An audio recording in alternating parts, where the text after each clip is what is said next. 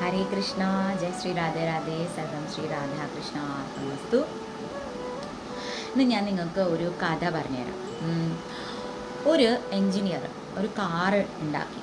ആ കാറെന്ന് വെച്ചാൽ വളരെ ഗംഭീരമായിട്ടുള്ള ഒരു കാറാണ്. ഒരു വലിയ റൂമിൻ്റെ അകത്താണ് ആ കാർ ഉണ്ടാക്കിയത്. ഒരാൾ പറഞ്ഞ് ഇന്ന ഇന്ന സംഭവങ്ങൾ ഫെസിലിറ്റീസൊക്കെ ആ കാറിൽ വേണം എന്നൊക്കെ പറഞ്ഞിട്ട് അതിനനുസരിച്ചിട്ടാണ് ഈ എൻജിനീയർ ഈ കാറ് ഉണ്ടാക്കിയത്.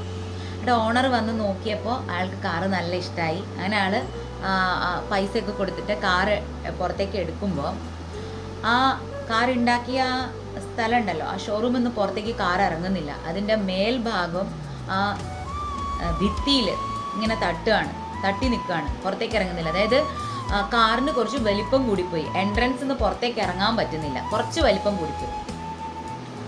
അപ്പോൾ എൻജിനീയർക്ക് ആകെ വിഷമമായി. അയ്യോ, ഇത് കാറ് പുറത്തേക്ക് ഇറക്കാതെ എങ്ങനെ ഇത് കൊണ്ടുപോവാ? എല്ലാവരും വരും, ടെക്നീഷ്യൻസ് എല്ലാവരും വന്ന് എന്താ ചെയ്യുക? കാറിൻ്റെ എന്തായാലും മേൽഭാഗം പൊളിച്ചിട്ട് പുറത്തേക്ക് എടുക്കാൻ പറ്റില്ല.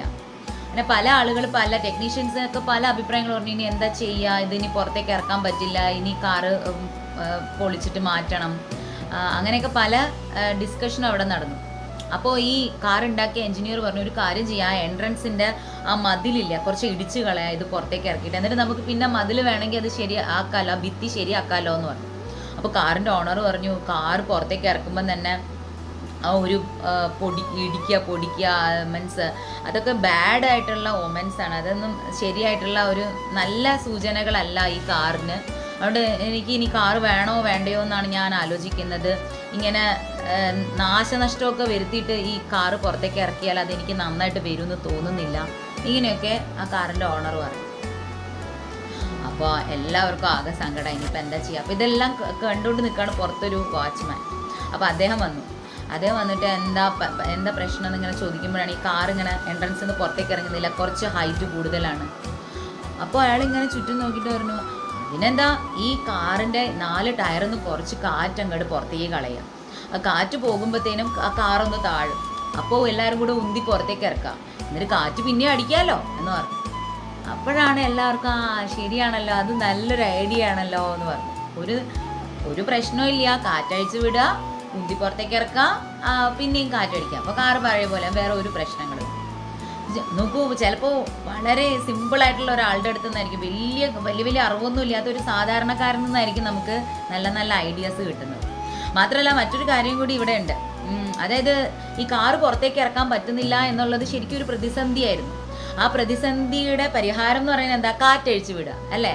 അതുപോലെ നമ്മുടെ ജീവിതത്തിൽ നമ്മൾ പല തരത്തിലുള്ള പ്രശ്നങ്ങളിൽ, സംഘർഷങ്ങളിലൊക്കെ ഏർപ്പെട്ടിരിക്കുന്നതിന് കാരണം നമ്മുടെ ഉള്ളിലുള്ള ചില കാറ്റാണ്. ആ കാറ്റ് എന്ന് പറയുന്നത് ചിലപ്പോൾ ഡിസപ്പോയിൻമെൻറ്റ്സ് ആകാം, ചിലപ്പോൾ നമ്മുടെ ദേഷ്യമാകാം, നമ്മുടെ ഈഗോ ആവാം. ഇതൊക്കെയാണ് നമ്മുടെ ഉള്ളിൽ ആ കാറ്റായിട്ട് ഇങ്ങനെ നിറഞ്ഞിരിക്കുന്നത്. അതങ്ങോട്ട് അഴിച്ചു വിടാം, അതങ്ങോട്ട് കളയുക, ആ ദേഷ്യം അങ്ങോട്ട് കളയുക, വെറുപ്പ് കളയുക, വിദ്വേഷം കളയുക, ആങ്ഷൈറ്റി അങ്ങ് കളയുക, നമ്മുടെ ഞാനെന്ന ഭാവം അങ്ങോട്ട് കളയുക. അപ്പോൾ ആ ജീവിതത്തിലെ പ്രതിസന്ധിയും ലൈറ്റായിട്ട് നമുക്കിങ്ങനെ പുറത്തേക്ക് ഇറക്കാം, അത് പുറത്തേക്ക് പോകും, അല്ലെ ആ പ്രതിസന്ധി ഇല്ലാതെയാവും. അപ്പോൾ ഈ സ്റ്റോറി വളരെ നല്ലൊരു സ്റ്റോറിയാണ്. പ്രധാനമായിട്ടുള്ള നമ്മുടെ ജീവിതത്തിലെ ഇത്തരത്തിലുള്ള പ്രതിസന്ധികൾക്ക് കാരണം നമ്മുടെ ഈഗോ തന്നെയാണ്.